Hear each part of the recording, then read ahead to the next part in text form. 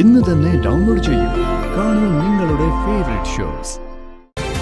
നിരഞ്ജൻ അങ്ങ് എത്തിയിട്ടുണ്ടെങ്കിൽ കുഴപ്പമില്ല, അല്ലെങ്കിലുള്ള കാര്യം ഞാൻ പറഞ്ഞു.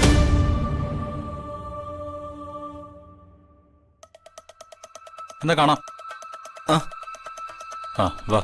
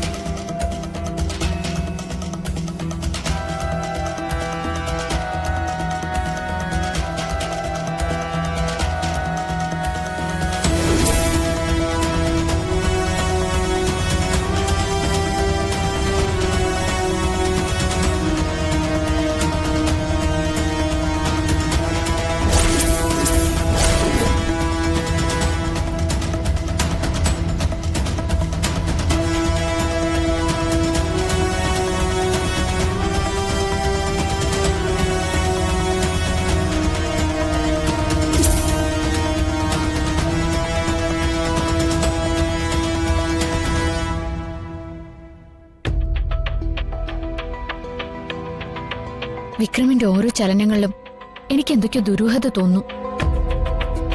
എന്തോ അരുതാത്തത് വിക്രം അവിടെ ചെയ്തിട്ടുണ്ട്. അയാള് അതിന്റെ ടെൻഷനിലാ. അതൊക്കെ വന്നെനിക്ക് തോന്നുന്നതായിരിക്കും. എന്തൊക്കെയായാലും സ്വന്തം കുഞ്ഞു നഷ്ടപ്പെട്ടതിന്റെ നടുക്കവും വേവലാതിയും ഒക്കെ അയാൾക്ക് കാണാതിരിക്കുവോ?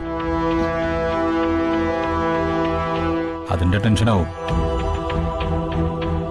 എനിക്ക് ഈ അവസ്ഥയിൽ വർഷയെ അവിടെ വിട്ടിട്ട് വരാൻ തോന്നുന്നില്ല.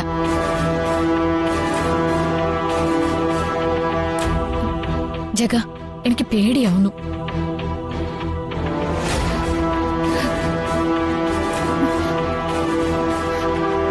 അല്ല, ഏതൊരു ബോഡിയുടെ കാര്യമൊക്കെ പറയുന്നത് കേട്ടല്ലോ.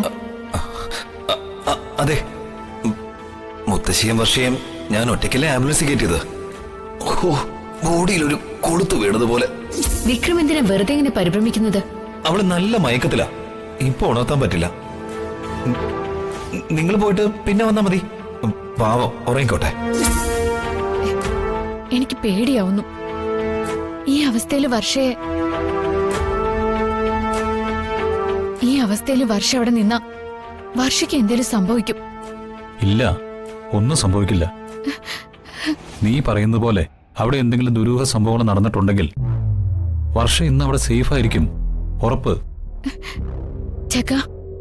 വന്ദന ഒന്ന് ധൈര്യമായിട്ടിരിക്കേ.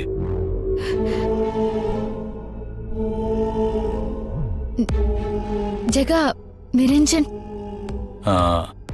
അവന്റെ കൂളിംഗ് ഗ്ലാസ് അവിടെ നിന്ന് കിട്ടിയിട്ടുണ്ടെങ്കിൽ നിരഞ്ജൻ അവിടം വിട്ട് എങ്ങും പോയിട്ടില്ല. മാനത്തെ കൊട്ടാരം